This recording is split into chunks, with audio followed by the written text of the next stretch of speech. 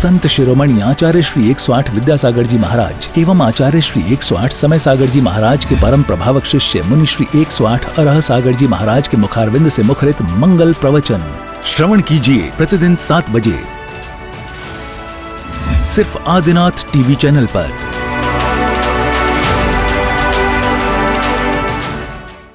राजस्थान के किशनगढ़ का Tilak stone and arts private limited, जो अपनी चमक दमक के लिए प्रसिद्ध है, जहां पर मिलता है हर प्रकार का उच्च क्वालिटी का मार्बल एवं उससे बने उत्पाद, ऐसे ही तिलक ग्रुप परिवार को सौभाग्य मिला है परम पूज्य मुनि श्री अरह सागर जी महाराज के प्रवचन का पुण्यार्जक बनने का।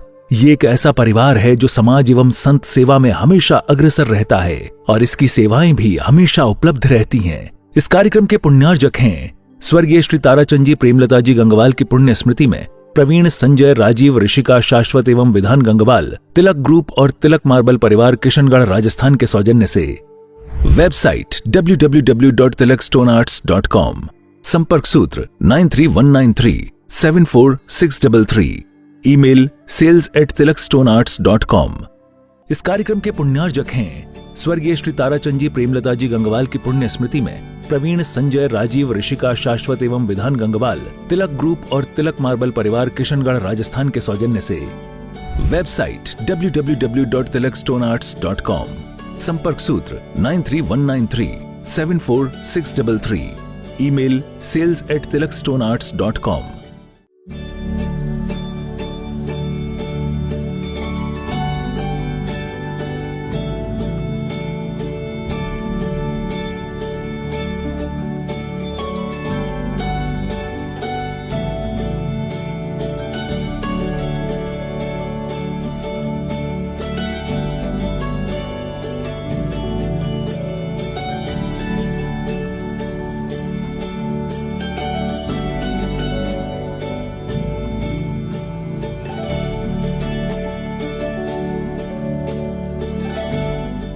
बोलिए पंच परमेष्टि भगवान की, भगवान महावीर स्वामी की, अहिंसा परमो धर्म की। परम पूज्य आचार्य गुरुवर श्री विद्यासागर जी महाराज की, परम पूज्य आचार्य श्री समय सागर जी महाराज की, परम पूज्य सुंदर सागर जी महाराज की। जीवन में 4 बातें अत्यंत दुर्लभ मानी गई हैं। वो 4 बातें क्या हैं, आज हमें इस पर थोड़ी सी चर्चा करना है। नंबर 1, दरिद्र व्यक्ति के हाथों से दान करवाना। दरिद्र के हाथों से दान। नंबर 2, सामर्थ्य व्यक्ति की क्षमा। नंबर 3, यौवन अवस्था में इंद्रिय निग्रह। और नंबर 4, वृद्ध अवस्था में आसक्ति का अभाव या त्याग। ये चारों बातें महादुर्लभ बतलाई गई हैं। दरिद्र के हाथों से दान, उसके पास कुछ है ही नहीं तो वो दान कैसे करेगा। संपन्न व्यक्ति दान करता है तो समझ में आता है कि उसके पास कुछ है तभी ना दान किया, लेकिन गरीब है, दरिद्री है, तो वो दान कैसे करेगा। ये चारों बातें दुर्लभ, अत्यंत दुर्लभ हमारे आचार्यों ने बतलाई हैं। लेकिन जिनके जीवन में चारों बातें घटित हो जाती हैं, उसका जीवन धन्य हो जाता है, महान बन जाता है। दरिद्र का दान, दान दरिद्र का नाशक कहा गया है। लेकिन जो दरिद्रता मेरे पास है तो वो दान कैसे करेगा। लेकिन यदि किसी से दान किया जाए या किसी के द्वारा दान कराया जाए, उसकी दरिद्रता जरूर दूर हो जाती है। शास्त्रों में ऐसा कहा गया है, दानम दुर्गति नाशनम, दान करने से दुर्गति का नाश होता है, सदगति के पात्र बनते हैं। और दान को ग्रस्त के जीवन का महत्वपूर्ण एक कर्तव्य भी कहा गया है, माना गया है। गृही दानेन शोभिते, ग्रस्त की शोभा दान से होती है, दुर्गति का नाश दान से होता है। ऐसे कई लोगों को मैं जानता हूं जिनके पास एक समय में कुछ भी नहीं था और गुरु चरणों में दान देने से आज उनका जीवन शिखर पर पहुंच गया। एक व्यक्ति था, सन 2008 की बात है, कपड़े की मशीन सिल करके अपने परिवार का पालन पोषण करता था। उसने 1 माह तक चौका लगाया पर आचार्य श्री का आहार नहीं हो पाया।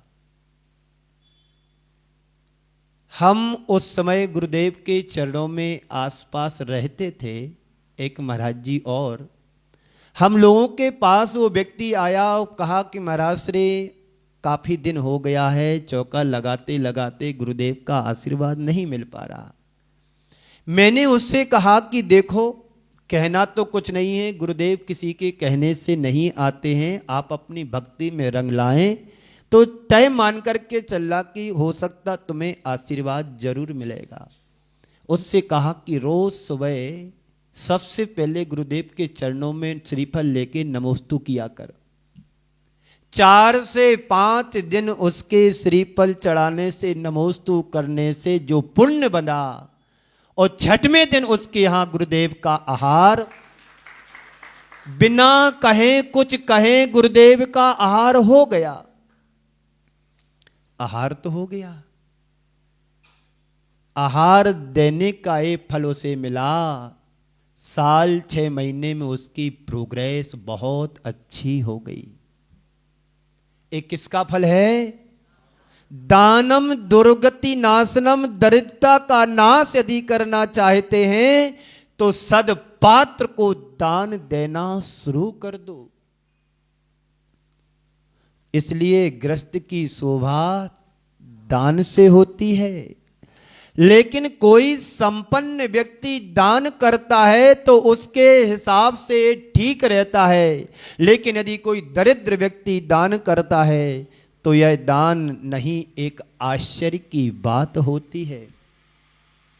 आज से 200-150 वर्ष पहले किसी ने सोने की नसिया को बनवाया, आज वहां लाखों लोग दर्शन करके अभिभूत होते हैं, और वो दान उनके लिए परमार्थ से जोड़ने का काम करा गया। स्वर्गों की विभूति उन्हें मिली होगी। यहां सोने की विभूति को तैयार कराया, वहां स्वर्ग में सोने का मिला होगा सब कुछ। ये तो काल के द्वारा मिट सकता है, मिट जाएगा, लेकिन जो उन्होंने पाया होगा वो शाश्वत पाया, वो कभी मिटने वाला तो बहुत दुर्लभ है दरिद्र व्यक्ति को दान करना। एक राजा था, उसका नाम अजित सेन था और उसके भाई का नाम भीमसेन था। लेकिन किसी पर चक्र ने आकर के उसके ऊपर आक्रमण कर दिया। उस राजा को सब कुछ छोड़ करके विशेष गुप्त रास्ते से भागना पड़ा, और भागता गया बहुत दूर निकल गया। उसके साथ में उसकी पत्नी भी थी, रानी। लेकिन अपने राज चिन्हों को छिपाने के लिए उसने क्या किया? सारे आभूषण उतारे, खुद के और अपनी पत्नी के, और एक पोटली में बांध करके नदी के किनारे उसने रख दिए और नहाने स्नान करने के लिए गया। ऊपर से एक बंदर आया और वो पोटली लेकर के भाग गया। कहते ना गरीबी में गीला आटा।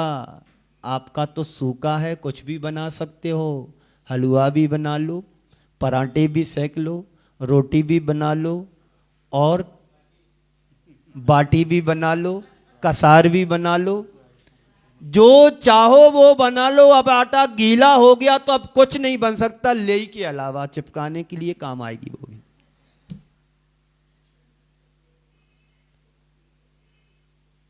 राजा गरीब तो हुआ लेकिन और गरीब से गरीब हो गया। कल तक जो राजा था अब वह आज दर दर का भिखारी हो गया। कर्म का ऐसा उदय उसके जीवन में आया, जहां भी वह गया और जहां भी वह गया सिर पे ठोकर ही उसे मिली।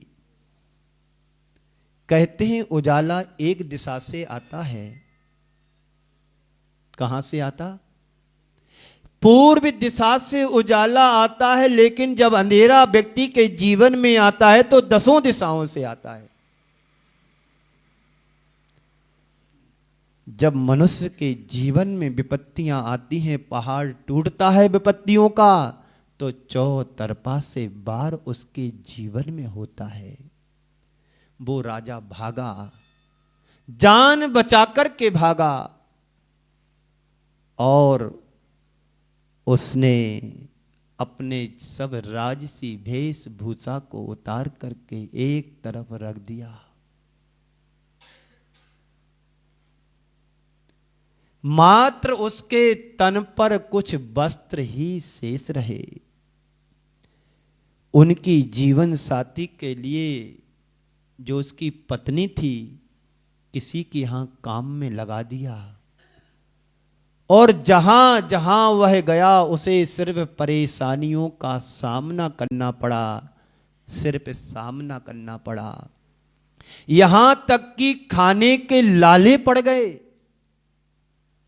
ऐसी स्थिति में एक दिन सोचा कि मैं तो मर जाऊं। मरता क्या नहीं करता। यहां पर जितने बैठे हैं सब संपन्न बैठे हैं। कोई भी व्यक्ति ऐसा नहीं जिसके घर में आज सुबह है और शाम को ना रहे। सबके पास सुबह है और 7 पीढ़ी की व्यवस्था बना करके भी रख ली है। सोनी जी की नसिया में मैंने फोटो देखे, तस्वीर देखे, परंपरा दिखाई। यहां से इस परंपरा की शुरुआत हुई। 7 पीढ़ी आज उस मंदिर की सेवा कर रही है, उस जिनालय की देखभाल कर रही है। और ये कब तक चलेगा? जब तक सूरज चांद रहेगा, सोनी जी की नसिया का नाम रहेगा। विश्व की इकलौती एक संस्था ऐसी है जहां पर आज से 200 वर्ष पहले कोई संरचना की गई, आज वह सोना ज्यों का त्यों प्रभायमान हो रहा है। ऐसी एक एक चीज नक्काशी के साथ बना करके रखी। मैं बार बार इस चीज को चिंतन करता हूं, सोचता हूं कि बनाने वाले का तो ज्ञान ठीक था, लेकिन बनवाने वाले का कितना ज्ञान और स्वाध्याय होगा कि बारीकी से एक एक चीज को व्यवस्थित किया। जैसा शास्त्रों में वर्णन मिलता है वैसा वहां पर व्यवस्थित किया गया। वो बनाने वाला व्यक्ति गया और बनवाने वाले भी चले गए, लेकिन इस चीज ने उस अवस्था को अजर अमर नाम कर दिया, भागचंद जी सोनी। समूह शरण देख करके आए, क्या कल्पना। जैसा शास्त्रों में वर्णन मिलता है वैसा वहां पर किया गया, पूरी प्रैक्टिकल रूप में।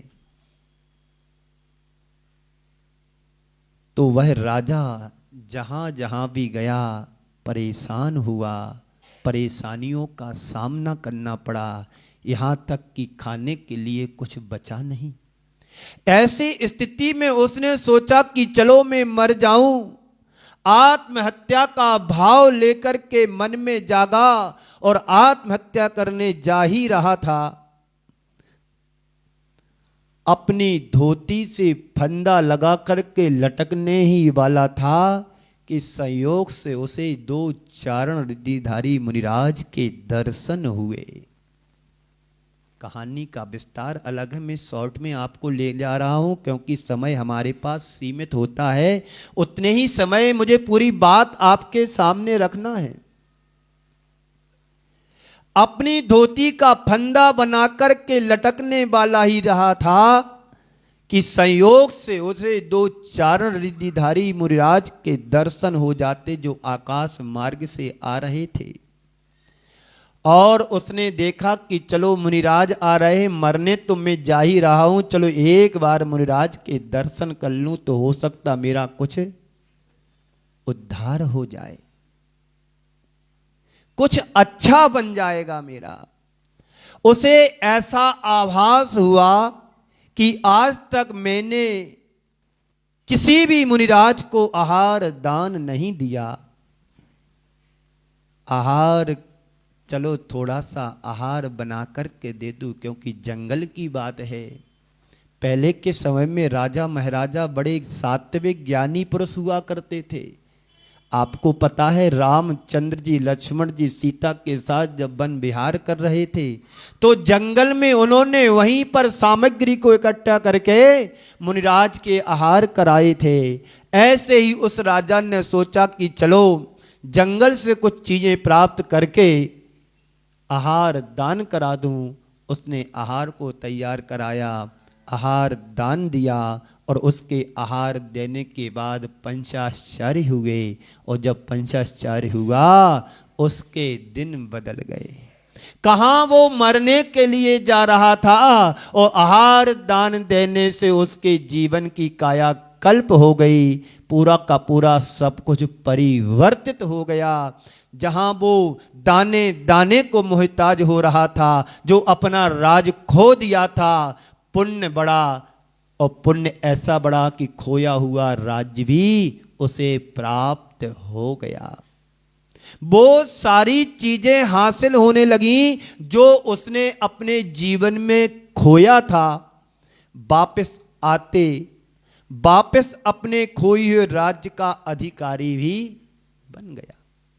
ये सारी घटनाएं बताती हैं कि उसने विपन्न और विषम से विषम परिस्थितियों में जो दान दिया, उस दान से उसे कहां से कहां पुनः खड़ा कर दिया।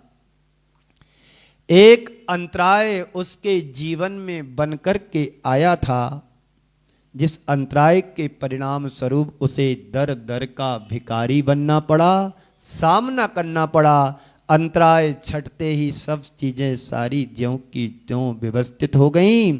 ये तो एक पौराणिक कथा है, लेकिन मन में ऐसा कई लोगों के जीवन में होता है। कभी संपन्नता के शिखर पर होते हैं तो कभी विपन्नता के शिखर, संपन्नता के धरातल से विपन्न, संपन्नता की शिखर से उतर करके विपन्नता की धरातल पर आ जाते हैं। बंधुओं, ऐसे कई लोगों के जीवन में घटित होता है, जिनके जीवन का एक अध्याय अल्पता और अभाव से भरा होता है, लेकिन उन विषम परिस्थितियों में भी उसने दान दिया और उस दान से वह आगे बढ़ा। ये दान अंतराय कर्म के निवारण के लिए बहुत बड़ा सातिशय अतिशय पुण्य होता है। यहाँ पर गदिया परिवार बैठा है, इनके जीवन से पूछो। एक छोटे से मकान में शहर में रहते थे और आज इस कॉलोनी में आकर के बड़ा भूखंड तैयार कर लिया। और आप लोगों ने थोड़ा थोड़ा सा दान निकाल करके जिनालय का निर्माण कर लिया और सामने एक संत शाला भी बना ली। एक किसका परिणाम है? दान का ही फल है कि थोड़े से दान से बहुत बड़ी संपत्ति को आपने खड़ा कर लिया। दान देने से कभी घटता नहीं है, बढ़ता ही है, बढ़ता ही है, और इतना बढ़ता है जो आपने कभी सोचा ही नहीं होगा। हमारी समाज के भामाशाह के रूप में जिसे हम जानते हैं, आर के ग्रुप वाले अशोक जी पाटनी जी हैं, वो हमेशा दान के लिए उदारता से बरसाते रहते हैं। कोई भी व्यक्ति छोटा बड़ा कोई भी चला जाए, उनके दरवाजे से कभी कोई खाली हाथ, और ज्यादा पुरानी बात नहीं है, 1994-95 से उन्होंने दान देना शुरू किया, और अभी कितने वर्ष हुए? 30 वर्ष से ज्यादा नहीं हुआ। आज देख लो, संपन्नता की शिखर पर हैं। हो सकता उनसे ज्यादा पैसा आपकी समाज में यहां पर भी हो, लेकिन क्या काम का? जो धन का सद्व्यय नहीं कर सकता, उसके धन की क्या मान्यता है? दान दे मन हर्ष विशेषे वाली युक्ति को चरितार्थ करना चाहिए। दान देने का जब अवसर आए तो सबसे पहले नाम मेरा आए, सबसे पहले नाम मेरा आए, सबसे पहले नाम मेरा आए, ये भाव मन में जगना चाहिए। दान की बात आते तुम्हें समस्या नहीं दिखना चाहिए, अरे अब तो हम फंस गए। जैन साहब, इंजीनियर अनिल जी, मन में ऐसा भाव नहीं आना चाहिए कि अब तो गुरु के पास में फंस गया। फंसे तो तुम पहले से हो, संसार की घर गृहस्थी की माया में जकड़े हुए हो। मैंने एक दिन कहा था, मकड़ी स्वयं जाल बुनती है, और जाल बुनते ही बुनते अपने जीवन को नष्ट कर देती, उसी जाल में प्राण गमा देती है। संसार का हर प्राणी की कहानी यही है, अपने द्वारा संसार का जाल बुनता है, उस जाल में बुन करके स्वयं उसमें फंस करके वहीं पर प्राणों को खो देता है। तो कई बार आप लोग ऐसा सोचते हैं कि अभाव में क्या दान करूं। सद्भाव में दान करते हैं, उसका प्रभाव अल्प होता है। जो अभाव में दान करता है उसका प्रभाव बड़ी तीव्रता से बढ़ता है। सर सेठ हुकुमचंद जी के बारे में आप सभी ने सुना होगा। उनके जीवन में एक समय ऐसा आया था कि बड़ी गरीबी से उन्हें गुजरना पड़ा। जो कुछ उन्होंने पाया था धीरे धीरे नष्ट होने लगा। एक दिन उनकी श्रीमती ने कहा कि देखो, तीव्र अंतराय कर्म का उदय चल रहा है, इस घड़ी में भी कुछ दान करना चाहिए। ऐसा कहा जाता है। उस घड़ी में भी उन्होंने कंचन बाई प्रसूति का ग्रह का निर्माण कराया,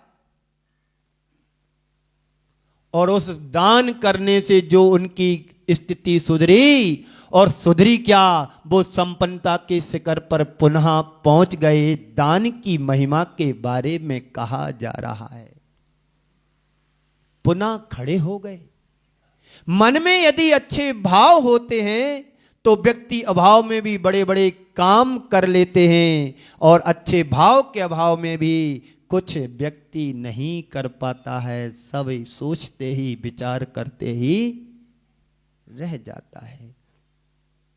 तो सवाल ये नहीं कि मेरे जीवन में क्या है, महत्वपूर्ण तो ये है कि मेरे जीवन की दिशा क्या है।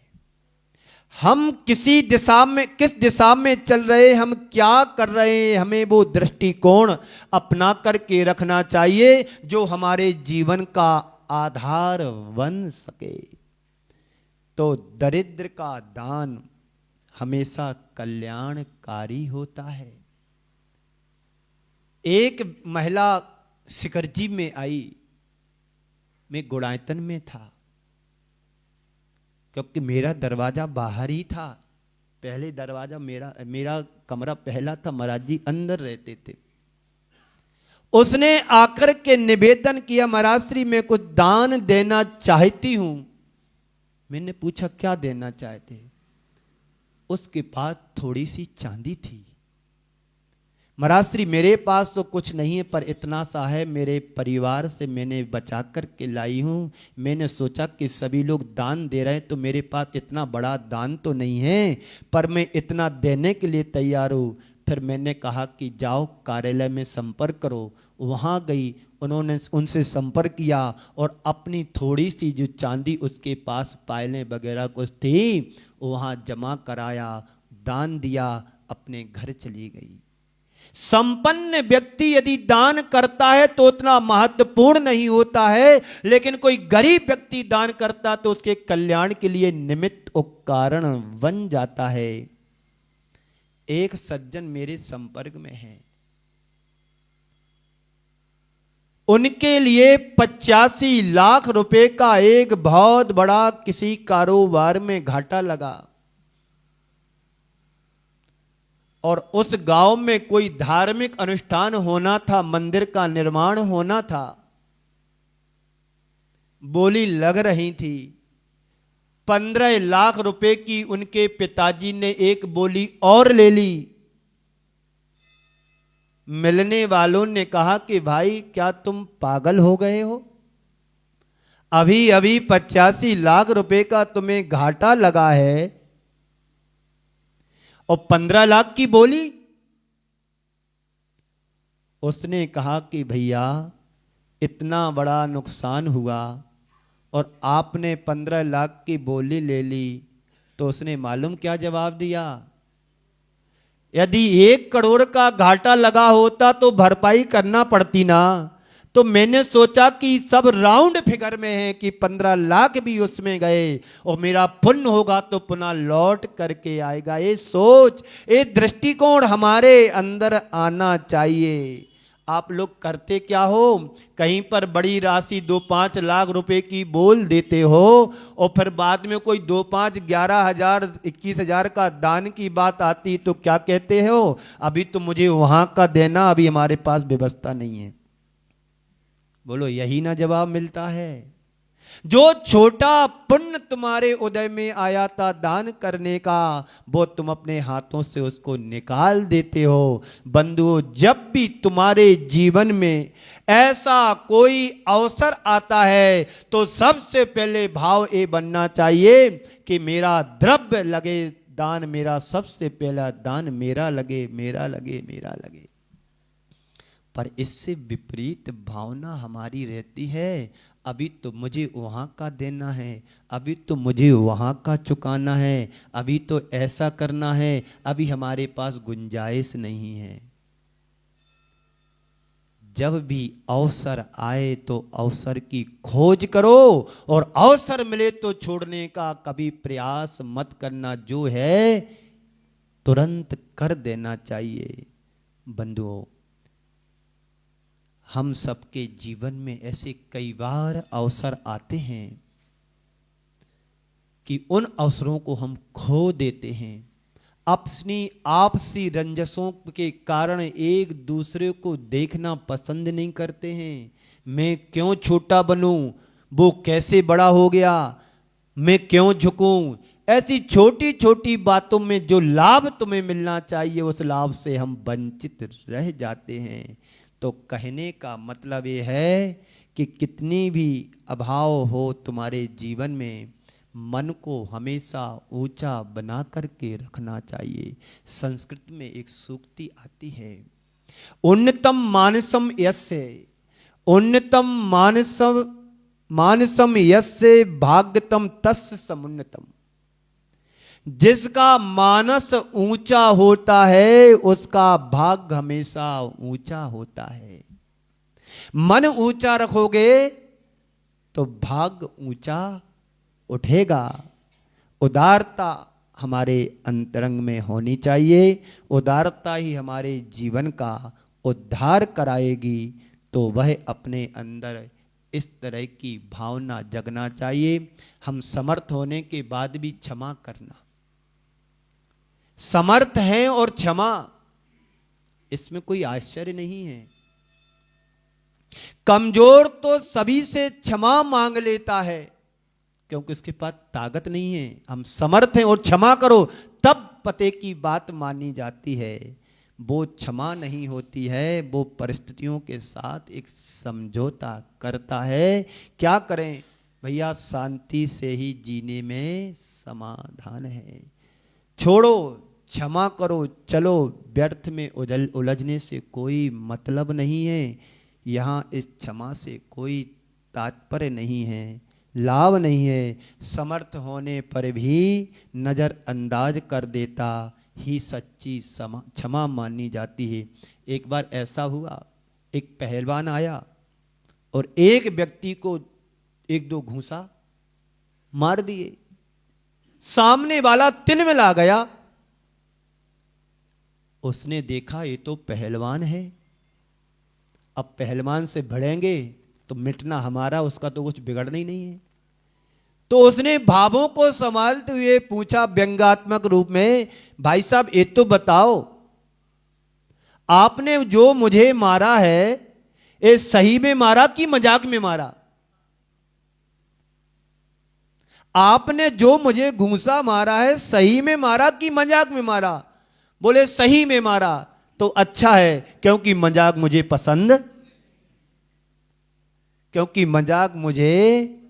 पसंद नहीं है। बहुत कठिन होता है जब कोई किसी को प्रतिकार करने की क्षमता है और उसे क्षमा कर दे, बहुत कठिन होता है। समर्थ हो और कोई गलती कर दे तो लगता कि ईंट का जवाब पत्थर से दिया जाए। यह अज्ञानी की प्रतिक्रिया होती है, पर ज्ञानी के सामने ऐसी कोई बात आती है तो वह कहता है कि चलो, जो हुआ हो गया, जाने दो, चलो आगे बढ़ो। ऐसा तो संसार में हर समय हर व्यक्ति के साथ घटनाएं घटती रहती हैं, होता रहता है। समर्थ होने के बाद क्षमा करना बहुत कठिन होता है। छोटी छोटी बातों में जो हम तीखी तीखी प्रतिक्रियाएं कर जाते हैं, उससे मामला उलझता हुआ चला जाता है, बढ़ता है। और यदि उनको हम नजरअंदाज कर दें और करने की कला अपना लें तो सब कुछ सरल और सहज हो जाता है। ऐसा भाव अपने अंदर जगना चाहिए। तीसरी बात है यौवन अवस्था में इंद्रियों का निग्रह। जवानी अवस्था में जोश होता है, उस जोश में व्यक्ति अपना होश खो देता है। एक जवान व्यक्ति से बात करो थोड़े ऊंचे नीचे सुर में, क्या करेगा वो? ईंट का जवाब पत्थर से देगा। उसने अपना होश जोश में खो दिया। यदि हम अपने भावनात्मक अनुशासन घटित कर लें तो बहुत अच्छी हम उपलब्धि घटित कर सकते हैं। यौवन एक शक्ति है, लेकिन इसका उन्माद बहुत बड़ा भटकाव है। शक्ति को सही दिशा विनियोजित करो, उसे रचनात्मक दिशा दो और परमार्थ से जुड़ करके अपने जीवन को आगे बढ़ाओ तो जीवन का कायाकल्प हो सकता है। और चौथी बात है बुढ़ापे में आसक्ति का त्याग। 80-80 वर्ष के हो जाने के बाद भी व्यक्ति के जीवन से आसक्ति नहीं छूटती है। रात को जब तक 2 मिश्री पराठे ना खा लें तब तक नींद नहीं आती है। बोलो, ऐसा होता है कि नहीं होता है? चाय नाश्ता चलता रहता है। उनसे कहा जाए इस उम्र में भी थोड़ा ब्रेक लगना चाहिए तो ब्रेक नहीं लगाते हैं और खाने की आसक्ति, पहनने की आसक्ति, जीने की आसक्ति जीवन में और बढ़ती चली जाती है। संत तो कहते हैं यदि जीवन का कल्याण करना चाहते हैं, जिस उम्र में तुम त्याग कर सकते हो वो उम्र तुम्हारी निकल गई। अब वृद्ध अवस्था में तो त्याग की बात ही नहीं सोचते हैं।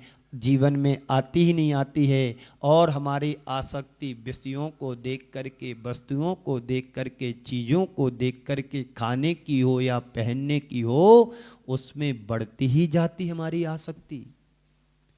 त्याग और संयम की बात की एक उम्र होती है, जो बाल अवस्था में संयम का पालन करते हैं वही आगे जाकर के अपने जीवन का कल्याण कर पाते हैं। मैं अपनी वाणी को यहीं पर विराम देता हूं इन 4 पंक्तियों के साथ। हिम पर हक है गलने वालों का, हिम पर हक है गलने वालों का, पथ पर हक है चलने वालों का। पथ समझते ना? एक बार कहा, भैया तुम महावीर के मार्ग पर चला करो, महावीर के पथ पर चला करो। बोले आप चिंता नहीं करो महाराज श्री, मेरे मार्ग का नगर पालिका वालों ने महावीर मार्ग रख दिया, मैं सुबह से शाम उसी मार्ग पर चलता हूं, सुबह से शाम उसी मार्ग पर चलता हूं। ऐसे लोगों से भगवान बचाए।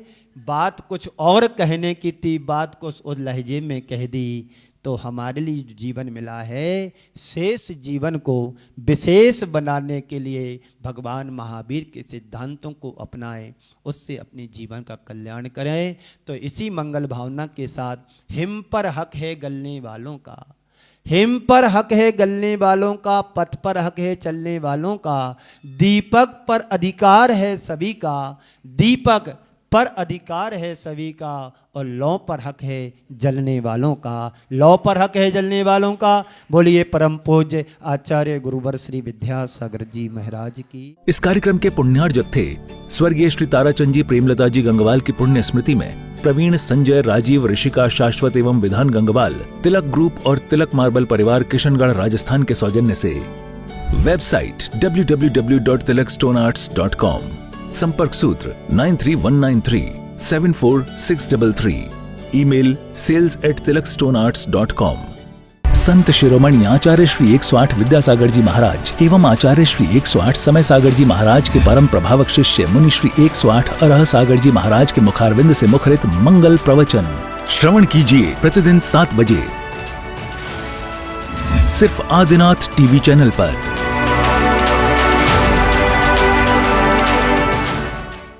राजस्थान के किशनगढ़ का Tilak stone and arts private limited, जो अपनी चमक दमक के लिए प्रसिद्ध है, जहां पर मिलता है हर प्रकार का उच्च क्वालिटी का मार्बल एवं उससे बने उत्पाद, ऐसे ही तिलक ग्रुप परिवार को सौभाग्य मिला है परम पूज्य मुनि श्री अरह सागर जी महाराज के प्रवचन का पुण्यार्जक बनने का। ये एक ऐसा परिवार है जो समाज एवं संत सेवा में हमेशा अग्रसर रहता है और इसकी सेवाएं भी हमेशा उपलब्ध रहती हैं। इस कार्यक्रम के पुण्यार्जक हैं स्वर्गीय श्री ताराचंद जी प्रेमलता जी गंगवाल की पुण्य स्मृति में प्रवीण, संजय, राजीव, ऋषिका, शाश्वत एवं विधान गंगवाल, तिलक ग्रुप और तिलक मार्बल परिवार किशनगढ़ राजस्थान के सौजन्य से। वेबसाइट www.tilakstonearts.com, संपर्क सूत्र 9319374633, ईमेल sales@tilakstonearts.com।